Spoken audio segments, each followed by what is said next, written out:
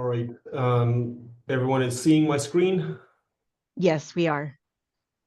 Okay. So first, I want to just say thank you very much for the invitation to join the symposium. It's a real pleasure to share some of the research from my lab, and also I'm excited to try to promote some excitement from the audience in this important area of research and medicine. And of course, I was supposed to go first, so thanks very much to my colleague, Dr. Roth, for going first. And I appreciate a lot of what Dr. Roth shared, and I'm actually going to be, I think, touching on a lot of these same topics and maybe adding a couple of other items of interest. So to begin with, I want to start with the most important item of the talk, which is to say that sleep is a fundamental pillar of human health. And increasingly, it's becoming more and more appreciated that sleep is as important for our health as other well-known pillars, such as diet and exercise. Let me just get a pointer going here. So sleep is a fundamental pillar of our health. Unfortunately, sleep is one of the most systematically abused aspects of our health in modern society. And it's estimated that a full third of humanity is not getting enough sleep. And this is including, in some cases, some children, adolescents, and older adults. Insufficient or poor quality sleep increases the risk of essentially every single disease that there is: cardiovascular, metabolic, immune, certainly neuropsychiatric, even cancer. Now, can we say that sleep loss causes all these different diseases? This is quite far-fetched.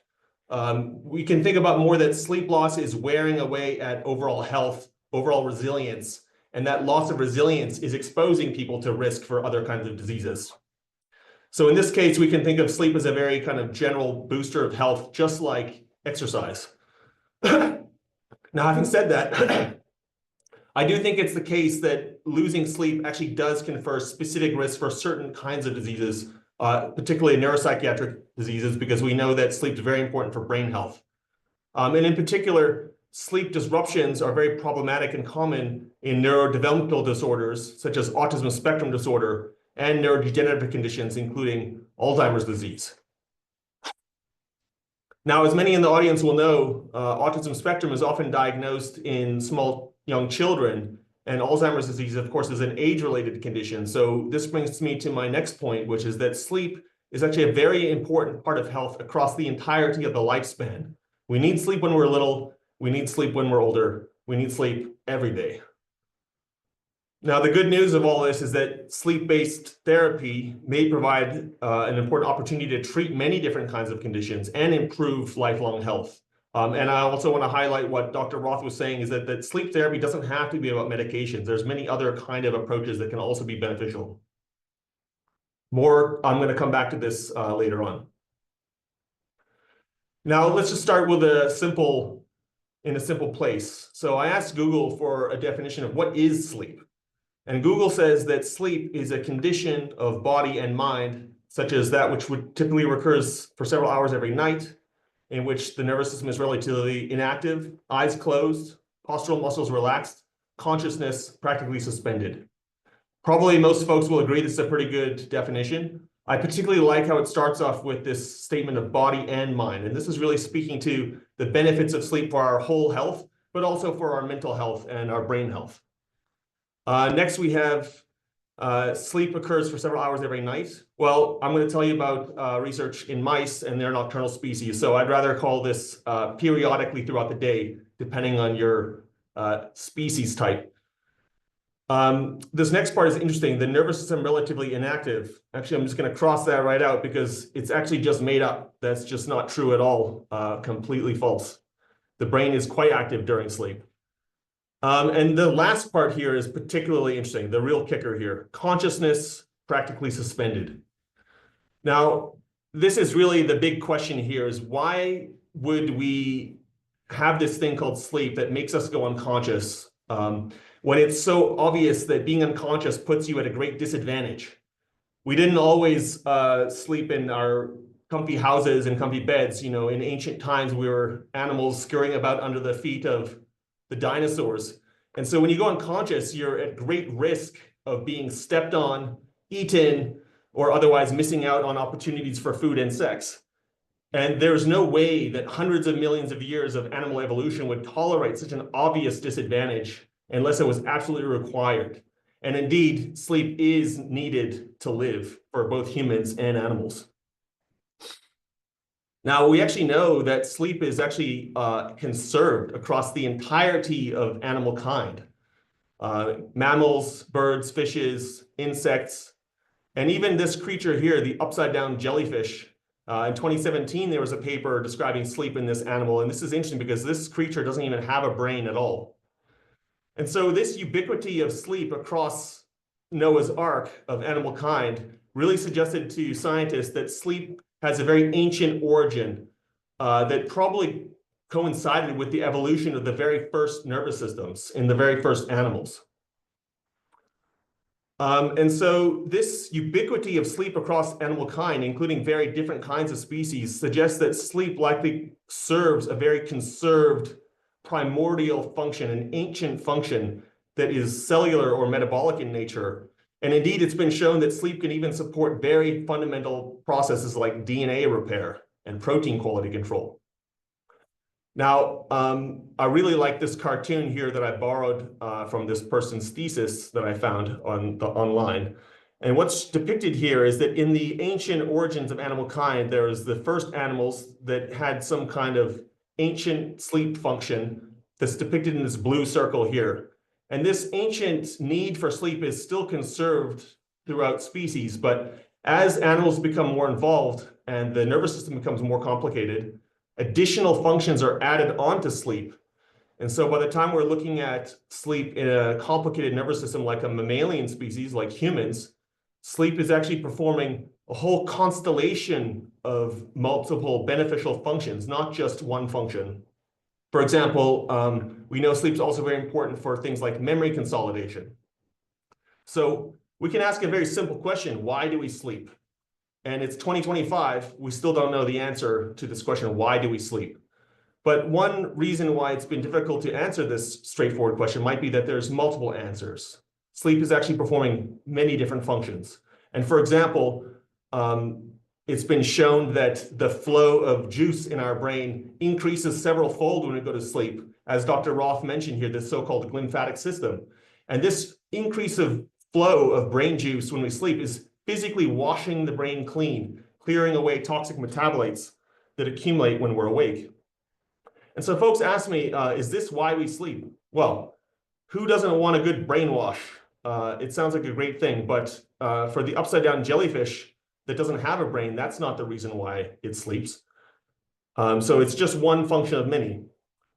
And in my lab, I'm particularly interested in asking what are the sort of basic functions of sleep that are conserved across species. And to address this, we have to look at even more kind of fundamental components of the nervous system. And perhaps the most quintessential component of the nervous system that's shared across species is the synapse. So a quick lesson on neuroanatomy here. This is a cell, the neuron. The neuron receives information from its dendrites, and then it can produce an output from its axon. And this information that the cell is transmitting down its axon can be transmitted to the next neuron in the circuit at this specialized point of cell-cell contact called the synapse, which is a dedicated specialized structure for cells to communicate in the nervous system. So synapses mediate communication between neurons. And it's essential that the neurons maintain stable connections so that we can have reliable circuit functions. But at the same time, we know that synapses can actually change their properties, and this allows for processes such as learning and memory, and indeed higher cognition. So the neuron actually faces a dilemma. How do we maintain stable synaptic connections and stable circuits while at the same time allowing for synapses to be plastic to allow for learning and memory? And it could be that the evolution of the wake-sleep cycle is actually a solution to this problem. Let me try to explain. So when we're awake, we are exposed to a continuous stream of information from our senses, and we are engaging with the world and engaging with other people and the environment. And the brain is basically attempting to encode information from our experiences in the form of short-term memory.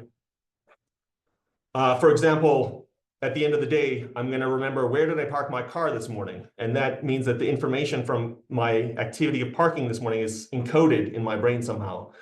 And this encoding of information into short-term memory relies on a process called long-term potentiation, which is a strengthening of synapses. Now, you can imagine that synapses can't just get stronger and stronger indefinitely. They actually have a limit. And what we believe is that at the end of a long period of wake, essentially at the end of the day, our ability to incorporate information through this mechanism becomes saturated. The synapses basically become full, and you aren't able to take on any more information at this point. When we go to sleep, we disengage from the external environment and enter the unconscious state.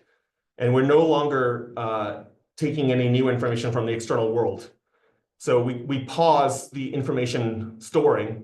And in this unconscious state, the brain is able to sort out memories that are important versus memories that are trivial. For example, what did I eat for breakfast this morning? And then the brain is going to globally weaken synapses through a process called homeostatic scaling down. This is going to desaturate the synapses and renew our ability for learning. And the wisdom here is that this broad weakening of synapses is primarily affecting the trivial or noisy memories that aren't important. And by reducing that noise, we're going to enhance memory consolidation. I think dreaming has a big part of this, but I speculate. So these come together in this nice, pleasing model where synapses get stronger when we're awake as we encode information from our experiences. And then when we go to sleep, the benefits of sleep come from this weakening of synapses to restore synapse strength back to baseline, restoring homeostasis. And also, this is going to renew our ability for new learning when we wake up.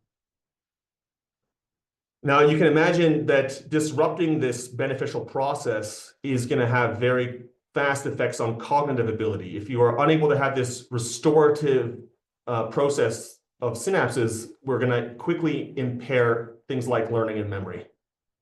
And also, I'll just add quickly here that stronger synapses also drive higher excitation of the neurons, which means they have a higher metabolism, and they can generate greater amounts of things like reactive oxygen species, which can cause cellular damage.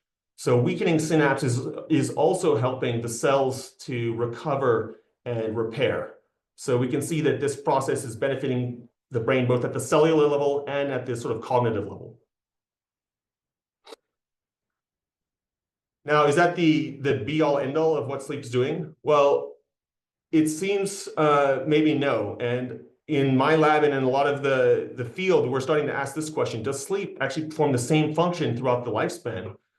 And there's actually very good reasons to think that sleep actually might be doing different things at different stages of our life. So, for example, everybody knows that nobody sleeps more than a baby.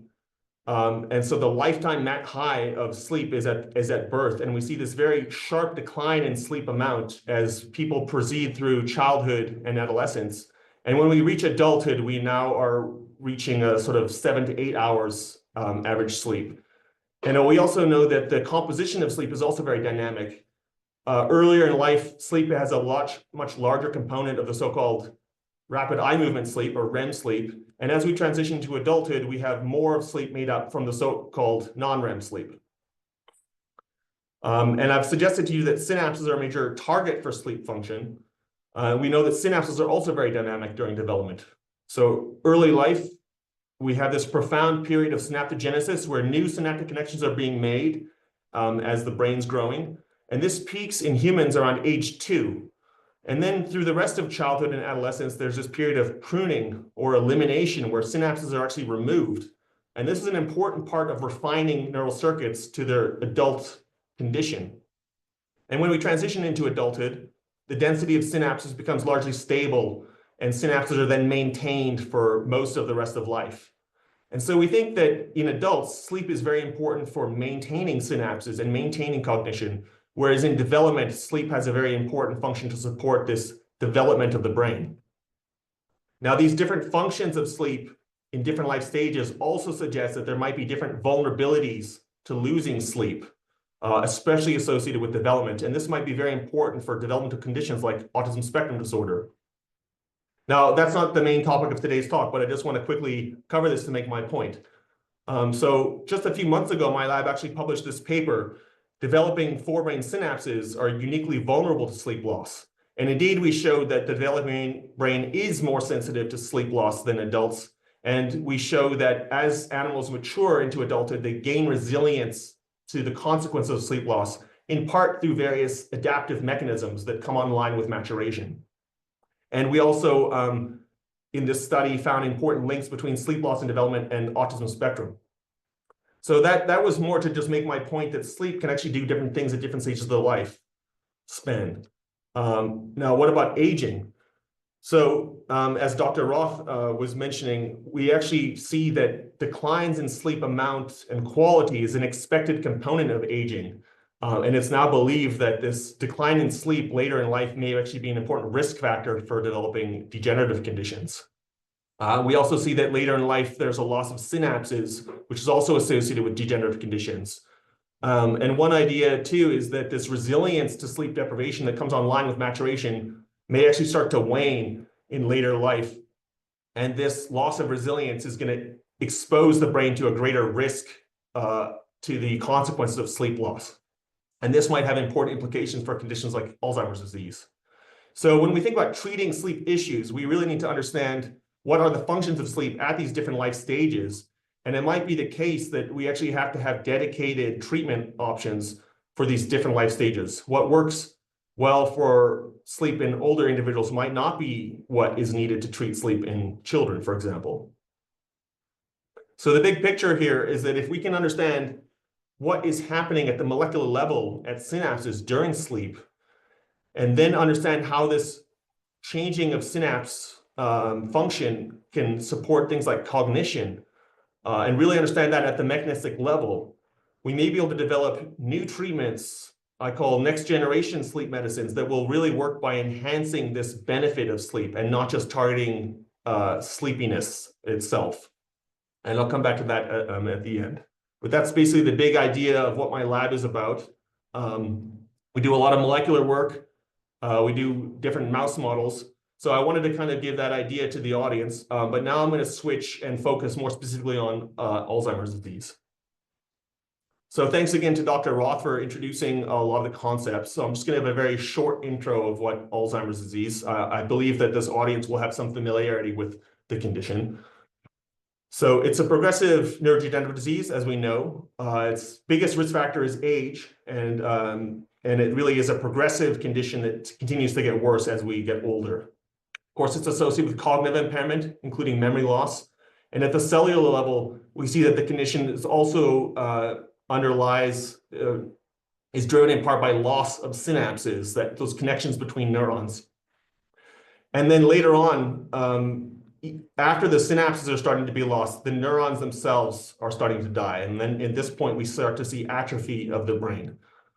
Now, at the pathology level, there's very distinct hallmark pathologies in Alzheimer's disease that are found in all patients with the condition, including amyloid plaques, which are extracellular deposits of amyloid beta protein, and intracellular neurofibrillary tangles made up of a protein called tau, which basically fill up the inside of neurons and ultimately kill the neurons. Now, what about sleep? As I mentioned, loss of sleep later in life is an important risk factor in the progression of Alzheimer's disease. And also, once AD is really underway, sleep disruption is very progressive and it tracks very reliably with cognitive decline. And in the last decade or so, new research is really showing that sleep disruption is not just a kind of symptom of AD or a side effect. It's actually causally linked with major disease drivers like neuroinflammation and the formation of amyloid plaques and spread of pathological tau protein. So studies of familial AD early on revealed the key importance of this protein, the amyloid precursor protein, or APP. And this protein is expressed, it's a membrane protein, it's expressed on the surface of neurons, and there's different kinds of enzymes that chew up this protein to generate fragments, including the A beta fragment. And this A beta fragment, if it's accumulating in the brain, can actually start to aggregate and form oligomers and plaques, which are toxic to neurons. And this is really a key part of the hallmark pathology of AD. And we can actually model this in mice by expressing the human APP gene that contains the familial AD mutations. And one of the models that I'll describe to you in a couple slides is called the 5X FAD, familial AD mouse. The other main player in AD pathology is tau protein. So tau is a protein that's called a microtubule binding protein. Its job in neurons is to bind a structure called microtubules, which is the cytoskeleton, the kind of bones of the cell. And it's a very important component of cellular health. So tau has a very important job to do here in maintaining the stability of these microtubules. And during the progression of Alzheimer's disease, the tau protein dissociates or falls off of the microtubules and gets modified by enzymes called kinases, which add a phosphorylation modification onto the protein. And this can accumulate in what we call hyperphosphorylation. So many of these phosphorylations on the protein. And this causes the protein to aggregate in neurons and eventually collapsing into the structure called the neurofibrillary tangle, which basically fills up the neuron and ultimately kills the neuron. And tau pathology can be modeled in mice also by expressing a human version of the tau protein that's prone to aggregation. And one of the models that I'm going to tell you about today is called PS19. So these mouse models, the PS19 mouse, is a very well-characterized mouse model of AD.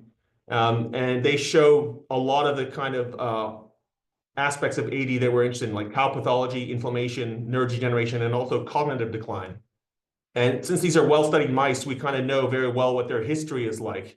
So when these mice are young, say 3 months of age, there's no evidence of disease. They're loving life. They're very healthy. By 6 months of age, they start to show the first evidence of tau pathology. And you can see that in this microscopy image here. This brown stain here is showing phosphorylated tau. And you can see that there's some patch here of phospho-tau, but largely this hippocampus structure is mostly clear of the tau pathology. But by 9 months, this tau pathology is very widespread throughout the hippocampus and other brain areas. And at this age, these mice also show full-blown cognitive decline. But you can see that the hippocampus structure largely seems to be intact. So there's not yet neurodegeneration. So there's a progressive steps. And by 12 months, you can see in this picture clear shrinkage of the hippocampus. This is atrophy of this brain area that's driven by loss of neurons and degeneration. And at this age, the mice are basically at the end stage of the disease and they succumb shortly after. So this gives you an idea of the sort of history of the disease in this mouse model. What about sleep? So now I'm very happy to tell you about the PhD thesis work of my first PhD student, Sinead Martin. Sinead left the lab earlier last summer to start postdoc work at the University of Washington, continuing her research interest in tau and sleep. And for this work, Sinead was partnered up with Kylie Joyce, who joined as an undergrad, a very talented undergrad, and after graduation joined my lab as a full-time research technician.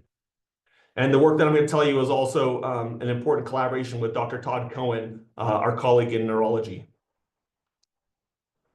So in this study, we really wanted to ask a very fundamental question, which is what is the relationship between sleep and disease in our mouse models? And really, we want to get this question, is sleep disruption cause or consequence of disease? So using our mouse models, we asked, is there a sleep phenotype in these mice as we might expect to see in human patients? If yes, then we ask this very important question, when do we see the sleep phenotypes emerging in these mice? And this is a very important question to get at this cause or consequence item. If the sleep disruption is an early symptom, that might position sleep as a driver of subsequent decline or disease processes. But if sleep disruption is a late stage symptom, then it might more likely be a consequence of ongoing disease processes. And finally, we ask, is the sleep disruption causal in other aspects of the disease? So let's get into that. So to study sleep in our mouse models, we're using our lab's mouse wake sleep behavior facility, which we fondly call the mouse house. And in this facility, we have 32 cages that are each equipped with a very sensitive piezoelectric sensor underneath the cage that can detect any kind of motion of the mouse, including breathing. And we actually score this signal for total awake sleep time. And we can even use the signal from breathing rate to score REM and non-REM transitions, because the breath rate changes very fast during these transitions. And we can also look at what the animals are doing when they're awake over many days and get a very good measurements of their circadian behavior. So with this system, we can generate data like this, which I'm going to show you. We call this a sleep trace. And I'm going to show you a couple of these. So I'm going to just walk the audience through this briefly. So below here, we have what we call Zeitgeber time, which is basically a way to talk about time that's just referring to the light cycle, which is what the mice care about. So at time 0, the lights come on, and they're on for 12 hours. And then at time 12, the lights go off, and the mice are in the dark for 12 hours, depicted by this gray shading here. And as expected, the mice are a nocturnal species, so they have a lot more sleep during the hours of the light phase, and they're more active and awake in the dark phase. But you'll also notice that there's this very prominent sleep during the second half of the dark phase. We call this siesta. And actually in mice, even though they are nocturnal, they're getting about 30% of their sleep in the dark phase. So this is going to actually be very important in the next slide. And another thing you can see here is that this pattern of wake and sleep activity is very robust over these multiple days of recording. And that's very typical of our lab mice. So in this study, we are looking at what does the sleep look like in our PS19 tau model mice as they move through the stages of pre-symptomatic or prodromal in 3 months of age, all the way through to the sort of end stage of the disease. And in this study, we're looking at the PS19 mice in pink. And importantly, we have wild type siblings in this study. So these mice are the siblings of our disease model mice, but they do not have the tau gene. And so in every way, they're a perfect control. They had the same air, the same parents, the same food, everything, but they either have or don't have the tau gene. And we can compare them as they age. And as I was saying, consistent with what I was saying, at 3 months of age, we think this is the pre-symptomatic phase. In males, you can see here that there's no difference in the sleep between the two genotypes, kind of as expected. But what's quite interesting, actually, is when we look into females, even as young as 3 months, considered to be the healthy prodromal phase, we already can start to see changes in the sleep pattern and a separation between genotypes. And specifically, we see that in the dark phase, the PS19 tau mice are losing sleep compared to the wild-type mice. And as these mice age, this loss of sleep in the dark phase continues to progress. And by the time they're in the sort of symptomatic late stages of the disease, they are now completely lost sleep in the dark phase. And this causes a significant decrease in total daily sleep. We see a similar pattern in males, but with a later onset. So at 6 months, we start to see this loss of dark phase sleep. And thereafter, this progression seems to be more aggressive in the males. They really are losing sleep compared to the wild type siblings. So sleep disruption is an early onset condition in these mice. And this really motivated the hypothesis that losing sleep early in their life may be a driver of subsequent disease progression. And of course, you'll notice too that this loss of sleep seems to be very specific to the dark phase and not the light phase. So for this reason, we're calling this a hyperarousal phenotype. So now we get to the big question, is sleep disruption actually causing subsequent changes in the disease progression? So to do this, to test this idea, we performed a chronic sleep disruption treatment in these mice from the age of 5 to 6 months, really during the midlife or early stages of the disease. And this is a 30-day long treatment. We're using an automated mechanical method that basically gives the mouse cage a little shake every 2 minutes, and this is going to frequently interrupt or fragment the sleep. And then after this pretty long treatment, 30 days, we then asked, does this loss of sleep accelerate the progression of tau pathology? Does it accelerate the decline in cognition? I'm going to hit the cognition item first.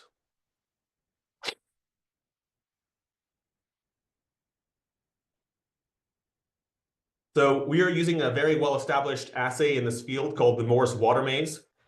So in this assay, the mouse is placed into a tank of water, and they really don't like to be in the water. And located in the maze, just below the surface of the water, is a platform that if the mice find it, they can climb up to the platform and escape the water. And so they're very motivated to find this platform and escape from the water. And over multiple days of training, the mice are using spatial cues around the water maze to find the location of the hidden platform, to learn where it is and memorize where it is. And so in blue here, we have wild-type mice under the control conditions, which means no sleep manipulations of any kind. We can see that every day of training, the mice are getting better and better at finding the location of the platform. So this is very indicative of healthy, intact learning. And then in the final phase of the test, we actually remove the platform and we measure how much time the mice spend searching in the location where the platform used to be. And this is a way to test whether the mice can remember where the platform ought to be. And so this pattern here is what we see with very intact memory. And so what you can see right away in pink is the PS19 mice. They also show this, this improved learning during training, and they also show intact memory performance during the probe trial. So, you know, even though they have tau in their brain, at this age, their cognition is still fully intact. And we know from other literature that if we wait till these mice are older, they will start to show impairments in this task. But at this age, they're still healthy enough. Now, in the chronic sleep disruption condition, we can see that even though the wild-type mice experience this 30 days of really poor sleep, they are still able to show this very robust learning and intact memory. However, the PS19 mice that have experienced the sleep disruption treatment now show really poor learning and completely impaired memory, specifically in the males. So here we have the same data from the females, and surprisingly to us, actually, the females were resilient to the sleep disruption treatment. So the female PS19 mice still show intact memory, even though the chronic sleep disruption treatment has occurred. So this is clear evidence for a gene-sex interaction. Now, what to say about this? There's probably lots of things we could say, but suffice to say, for the short term, it's very important to include both males and females in these types of studies, so we can even start to identify these respective resiliences or vulnerabilities. What is the basis for this sex difference? I do not know. I can only speculate, but it's at least an important first observation here. But in the males, at least, we can say that sleep disruption is causally driving acceleration of cognitive decline. Now, what about tau pathology? So again, we have the same paradigm, and we're asking, does the sleep disruption accelerate the progression of tau pathology? We looked at a number of different brain regions. And here I'm just going to show you one where we got the most exciting result, which is where we focus specifically on a brain area called the locus ceruleus, or LC. And this is a very important brain region to promote wakefulness. Essentially, when you wake up in the morning, it's this brain region that's transmitting a wake signal to the brain, saying, brain, wake up. And importantly, this LC brain region is actually one of the first regions that we actually see any evidence of tau pathology in humans, often decades before any kind of cognitive decline. Even at age 40 or 50, we can already start to see, in some instances, tau pathology in these locus ceruleus neurons. And indeed, we also see this tau pathology in our sort of middle-aged PS19 mice under the control condition. But when these animals experience chronic sleep disruption, we actually see that the tau pathology goes up significantly, about twofold in this LC region. So we can clearly show that sleep disruption is driving an increase in the tau burden in this sensitive brain area. And actually, this makes a lot of sense because this area is, like I said, important for promoting wake. And when you continue to lose sleep, you're continuing to demand a high level of activity from these neurons. They continue to work harder and harder, and this makes them more and more vulnerable to degeneration and pathology. We actually see this in both sexes. So that's what I wanted to tell you for the PS19 study. Now let's have a look at the 5X FAD, the amyloid model. So this is work from very talented Kylie Joyce in my lab. Currently, it's all unpublished. But Kylie has now completed basically the full lifetime kind of profile of sleep in these mice, similar to what we did to PS19. And very excitingly, we see that this completely different model that expresses amyloid and not tau also shows the same progressive loss of dark phase sleep, or the hyperarousal phenotype, as we're calling it. And now we're actually looking at mouse models where we combine the two genes, 5XFAD and PS19. So human AD patients have both amyloid and tau. And the first model I showed you was just tau. The second model is just amyloid. And when we combine them, we also see this progressive loss of dark phase sleep, the hyperarousal phenotype. And as you might imagine from having two different kinds of pathology, this progression is much more aggressive. And you can see that if we compare here 9 months, these animals basically have zero sleep entirely in the dark phase, compared to, say, at 9 months, the FAD mice are still having some amount of sleep in the dark. And we don't have data from older mice in this because these mice actually succumb to disease earlier. So it's a more aggressive phenotype. So the point I wanted to show here is that this loss of this hyperarousal phenotype seems to be a shared feature across different models of degenerative conditions. So this big picture then emerges. So our body of research that I'm showing you is adding on to ongoing research from other labs. And altogether, the field is really asking this big, important question. Does sleep disruption drive AD pathology, or does pathology drive sleep disruption?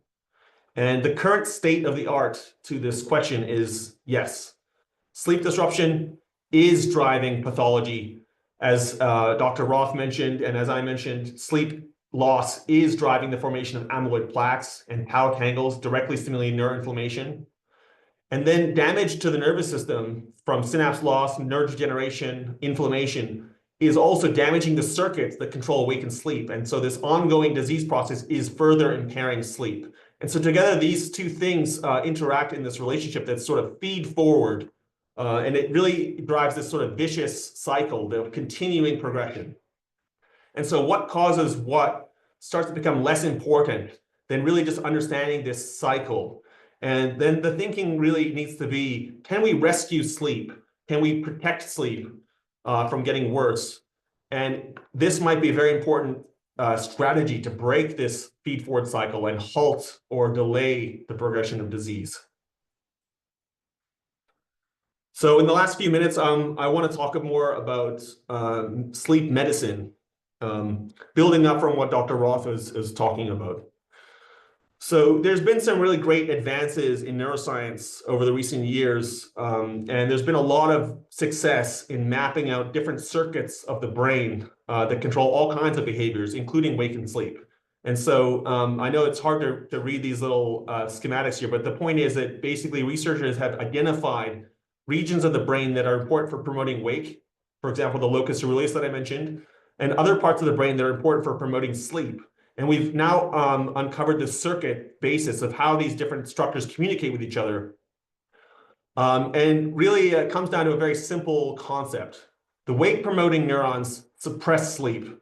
The sleep-promoting neurons suppress wake. And so this sort of mutual antagonistic interaction between these centers is what allows our brain to switch between wakefulness and sleep with really nothing in between. You can either be awake or you can be asleep. And this sort of transition is kind of coming down to the neural circuit basis. So why am I telling you this? This is to understand how sleeping pills work. So sleeping pills is not one thing. It's a whole collection of different kind of compounds, hypnotics, as Dr. Roth mentioned. And very commonly used sleeping pills are acting as sedatives. So what does that mean? They promote sleep by blocking wake. This is how they work. They suppress wake, they stop you from being awake, and then the default is you kind of go to sleep. I think we can do better.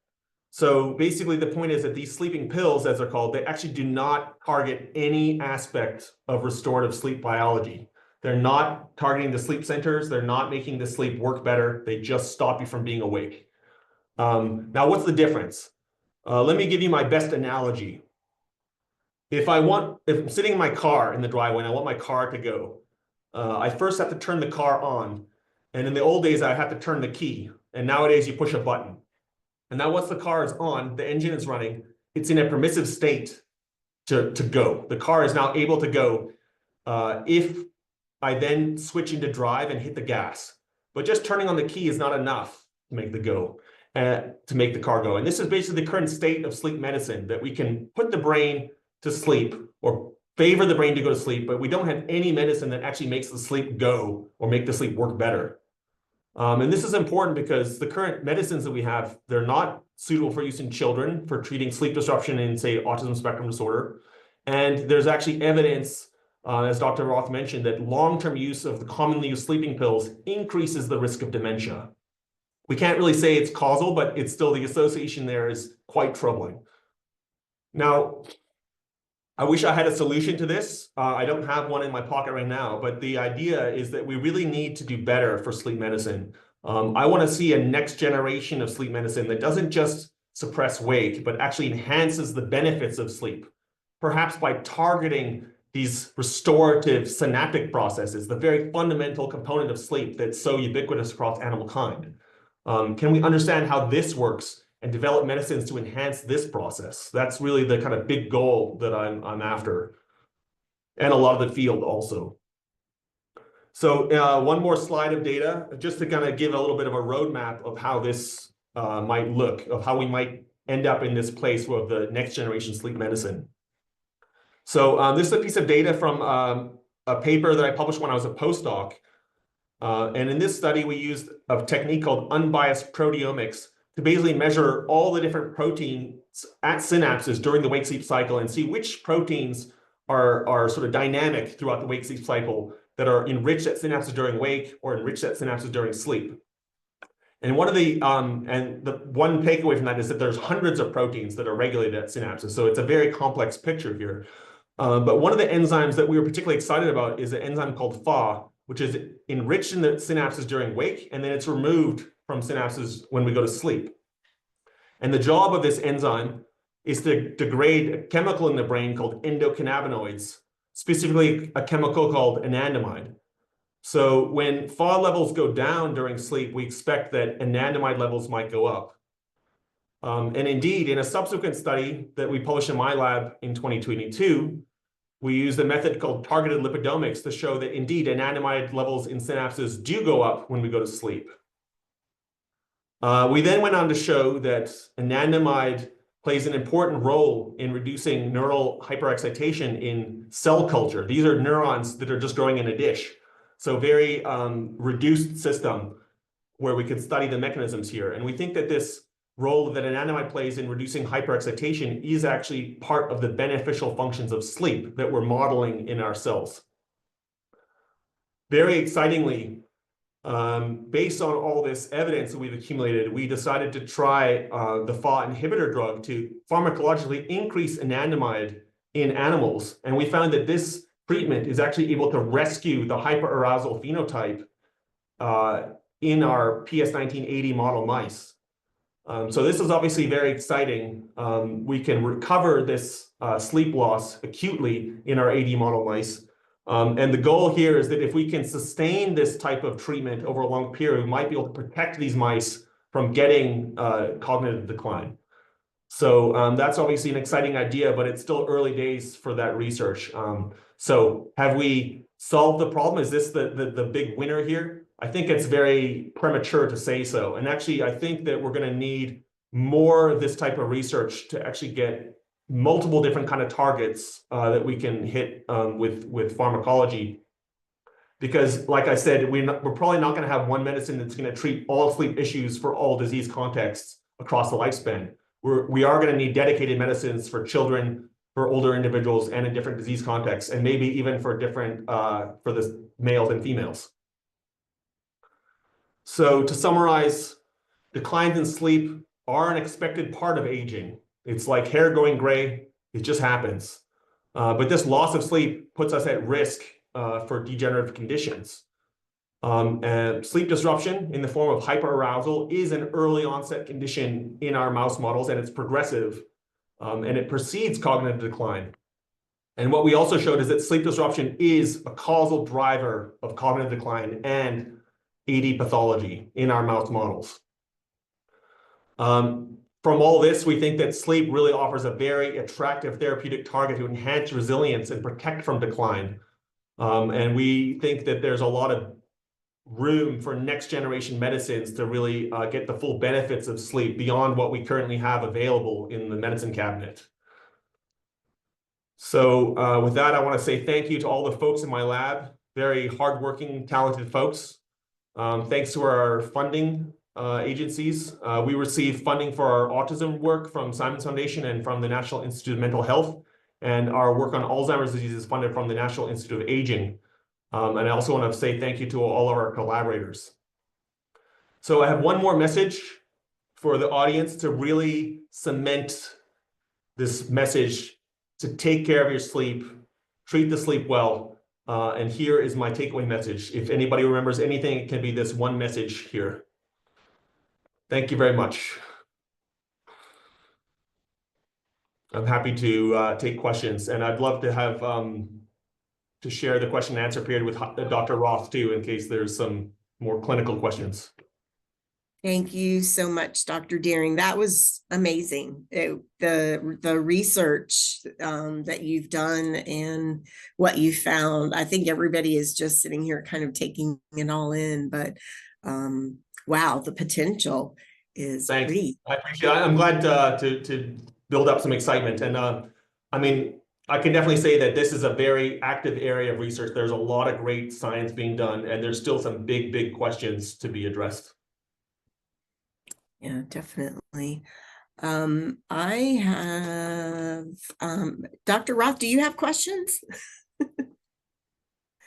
I think pretty amazing stuff. I'm trying to see if Dr. Bozoki would like to join us back, but I think she might have stepped away. She's on. There's a lot of, I know there's a lot of research in so many different areas going on, but this seems to be so very practical. How long did this research that you have so far take? And how long would it take until we start seeing maybe something in humans, maybe even initial initial clinical trials? Yeah, I guess in a sort of general way, how long does it take for basic science to be turned into new treatments in the clinic? And I guess there's variability between specific instances, but oftentimes this process is sort of a decades-long process. Unfortunately, that's the case. So how long will it take before some of the discoveries in my lab turn into a new medicine that's available? It's hard to say, but it's not a fast process, unfortunately. But you know, there's a lot of reasons for this too, because developing medicines, basically going from what works in a mouse doesn't always work for what works in humans. And I think for a lot of maybe medicines, say like metabolic type stuff like diabetes or something like that, like it's pretty straightforward to have something that moves from a mouse to a human. But for psychological type treatments, there seems to be a bit of a gap there. What works in a mouse doesn't necessarily work in humans, and that's definitely a challenge for the field. The other thing about medicines, I'll just step in, is every medicine has a side effect. So even if we target something that improves something, there's potential for side effects. So it's a really long process to get something that doesn't have side effects. There are a lot of different medicines that target sleep, and there have been a lot of new mechanisms that people have been looking at to target sleep. Some of them really work on that GABA system. I think that's what Dr. Diering was talking about, but Xyrem is used to consolidate sleep at night. Gabapentin increases slow wave sleep. So there are certain things that affect certain kinds of mechanisms of sleep, but we don't even know how they do that. And some are associated with more side effects than others. But there's a huge number of companies out there trying to develop sleep medications, but it's great to be doing it at a level where you can also see how it affects these neurodegenerative processes at the same time. Yeah, and maybe I can comment there that, you know, how do we know when we've got a good sleep medicine? So, what's the readout? Is it sleep amount? Is it slow waves? Is it REM? We can kind of debate this. But I think it's sort of really not a question that anyone can answer. And I actually argue, or let me just posit, that the only readout that matters is that there's improved cognitive function, that the benefits of sleep are apparent. Never mind how much sleep time there was or how many slow waves there was. It's how do you feel? And then maybe that's a bit of a missing piece in our current sort of attempt at sleep pharmacology. People want drugs that make them feel like they're going to be knocked out. If you're suffering from, say, insomnia, you like a drug that really makes you feel like you're knocked out. But is that actually the most beneficial drug? Maybe not. I have a question for the both of you. So, Graham, you make a compelling argument that sleep disturbance is perhaps causal in the development of neurodegenerative diseases like Alzheimer's. If that, if that is true, what is the evidence that people with lifelong habitual poor sleep, and this is to both of you, who are either short sleepers or probably more likely disrupted sleepers, developing Alzheimer's and other neurodegenerative disorders more commonly? Graham, I can answer that a little bit. There are studies, but they're a little bit all over the place. So there's like a Finnish study and a Scandinavian study anyway, where they did a telephone interview of people's sleep habits in midlife, and then later, 40 years later or something, were able to figure out if they'd had dementia or not, and it showed that there were correlations. I think there's a nurses study as well, but then there are other studies that don't show that association. So it's a very complicated field. Okay, it is very clear though from the mice data, including what Dr. Diering just demonstrated, but also the early data that showed up there, that sleep deprivation promotes that deposition of amyloid. So that is part of the story, probably. But that may be after you've already developed the predisposition to have amyloid, right? So it may not be that in midlife that same process is promoting amyloid deposition. I'll add that really the biggest risk factor is age. And what is age? Age is a lifetime of stuff, lifetime of exposure to all manner of things. So I think, can we say that sleep is the cause? I don't think I think that's a bit far-fetched, but sleep is part of our lifestyle, part of our health and resilience.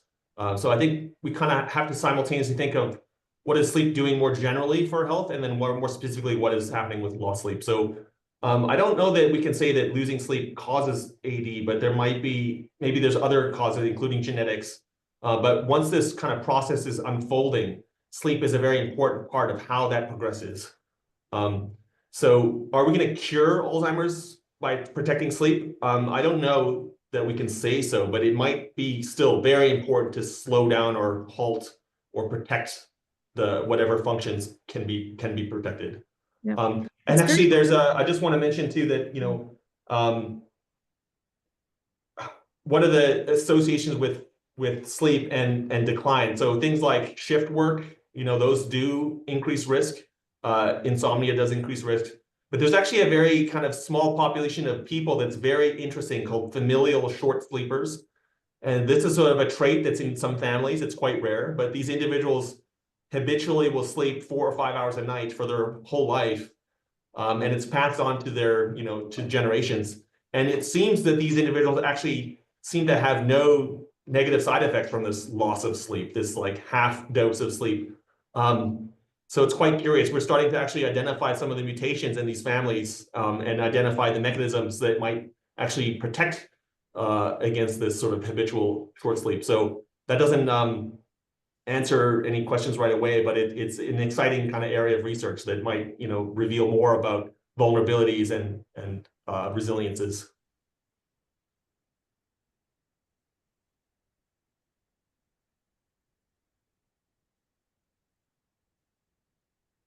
So I have one last question for all three of you. how would you rate your own sleep? And what is one thing that you truly focus on, knowing what you know, on how to make your sleep better? Maybe I can go first. I take my sleep very, very seriously. And I really liked the list of recommendations that Dr. Roth gave. So I really try to hit that bedtime every night the same. For me, it's 10 o'clock. And I don't stay up late watching Netflix, even though it might be so tempting. You just make sure you get that bedtime, regular. And I have to wake up at the same time every morning to get my kids to the school bus on time. So that basically makes sure I get out of bed, boots on the ground, as Dr. Roth says, on time. And also really kind of attending to the quality of the space, that I'm in, like really making it dark and quiet as I can. And also cutting out the caffeine in the afternoon. So I love my coffee, but I don't drink coffee anymore after noon. And I avoid caffeine in the evening. Even though some tea after dinner is like so nice, it's just, so some of those items I think are really important, and I really do recommend those items too. And reducing light exposure right before bed too.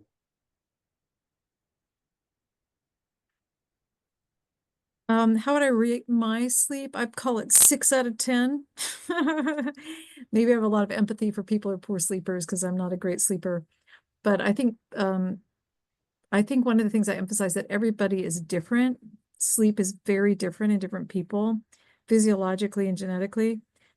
So for example, for me, I really need to be careful about any kind of consumption of stimulants. This is not the case for everyone. Some people can drink caffeine and it makes them sleepy. But I can't have any coffee or any tea, just do chocolate in the morning. So that's one of the things I'm very careful about are stimulants. Let's see. I also don't, a multivitamin will keep me awake at night. So I'm very careful about consumption of any, and that is the case for some people. So any consumption of any kind of things at night is potentially a problem. Not very good about keeping a sleep window for myself, but I can see the effects of it when I do. I also want to emphasize that, everyone is different, like Dr. Diering said. And so sometimes the people have a greater sleep need or a less sleep need. If you sleep for 10 hours and you feel great and you feel like, oh, I should sleep 10 hours every night.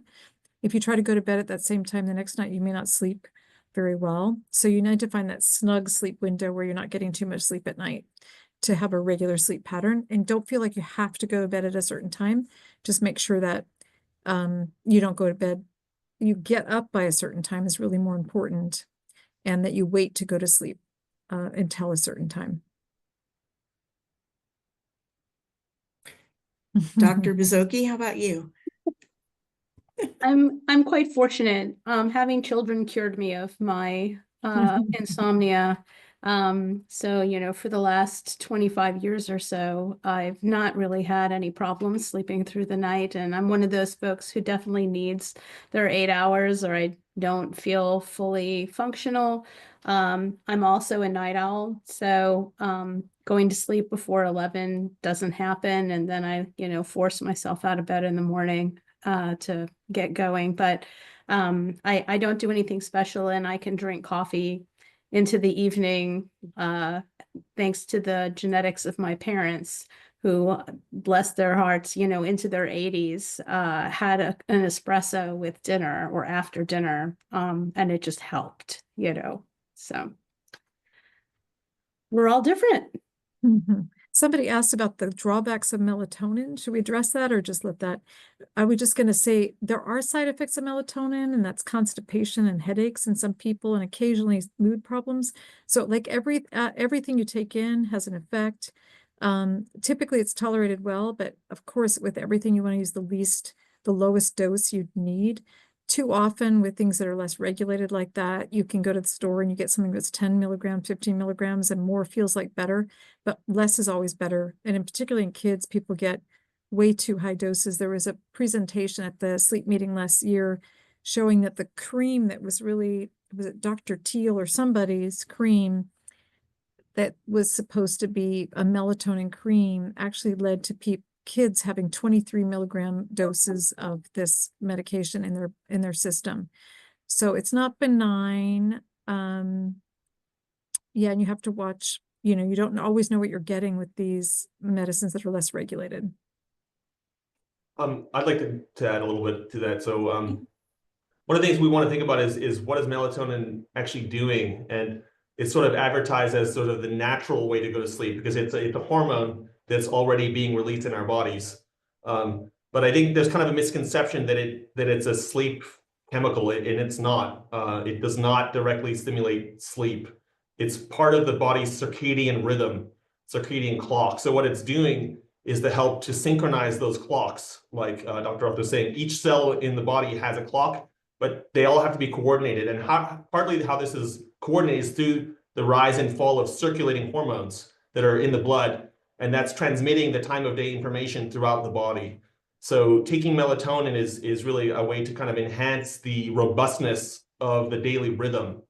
And if the problems with sleep really are sort of a circadian problem in nature, then maybe melatonin really can help. And especially about the key, though, is really about taking melatonin at the right time to try and synchronize that clock and enhance the robustness of the rhythm. But if the problem with sleep is not really circadian, then melatonin maybe will not have any effect because that's not how it works naturally.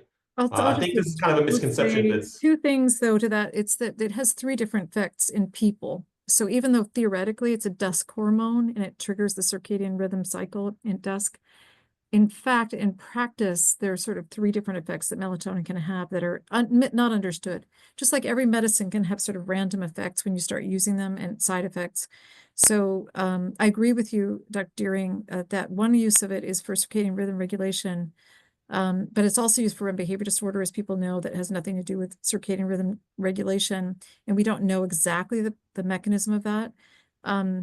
And the other one that it does have a soporific effect directly on the system. And that's independent of its circadian rhythm effect. Used as a circadian rhythm regulator, we dose it at a different time than we dose it for the other reasons. So then it's dosed about 6 hours before your intended bedtime. But a lot of people are using this more as a soporific right at bedtime. One of the dangers is that if you use it at high doses, of course, it's super physiological to begin with. It's much higher than any dose that your own body would produce in the first place, even at the dose of 1 milligram. So if you're giving it at 1 milligram, you're going to have effects that are left over the next day and could potentially get your circadian rhythm off the next day, as Dr. Diering's mentioned. So that's another reason not to use the super, physiological doses. Anything we take from the outside is going to have multitude of effects on our brain that we don't anticipate or know or understand. So yeah, nothing is as pure as you might want to hope it is. And then we discover that they have more side effects or potential benefits than they should have based on what they are. So it's a little more empirical than really rational in some cases with these medications. which is the case for many medications, actually. Oh yeah, for a lot, you just discover like, why does gabapentin cause increased slow wave? Hard to say, but it does. Another thing to point out about medications, people often ask this question. I didn't get into the details of memory consolidation, but one of the things that it's associated with is a certain characteristic architecture in the sleep, which is the sleep spindle, which happens in kind of slow wave sleep and stage 2 sleep. And those are supposed to be correlated with how much memory consolidation and that kind of synaptic downscaling that Dr. Diering mentioned, where you're pruning off the synapses that you don't want and increasing the synapses that you do want. But in that process, sometimes if you have a medication that increases that, that actually increases sleep, you might actually be reducing the spindles, and still it benefits sleep. So all the benzodiazepines cause sleep spindles to be reduced, but yet still some of them you see sleep consolidation with. There's a study in schizophrenia that particularly showed improved sleep consolidation in people with schizophrenia on these hypnotics that reduce sleep spindles. So anyway, it's complicated. When it comes to medications, it's always a little bit of a shot in the dark, because our bodies are so sensitive to just slight physiological changes and differences in our balance in the system.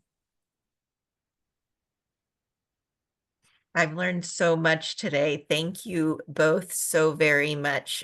We are at time, and I want to be respectful because I know people need to get home and get safe with the snow coming into North Carolina. But thank you both, Dr. Diering and Dr. Roth, for being with us today. I know I learned a lot and need to stop going to bed with the TV on myself. But on behalf of Dementia Alliance, thank you all for being here today. We will be recording this. And also thank you to Dr. Bozoki for weighing in and helping to facilitate and bringing this topic to us as something that she was seeing in clinic as an important topic to cover. So again, we'll be sending the recording out. Give us a week or so, and you are welcome to share it with people who you think could use this information, and we'll get the slides as well. Thank you all, and have a wonderful and safe and warm afternoon. Thank you. Thank you, everyone. Thank you.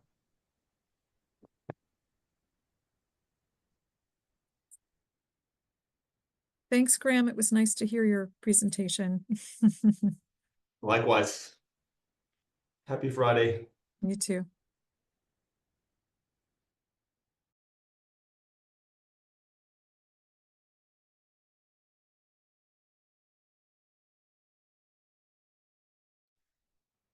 Good job.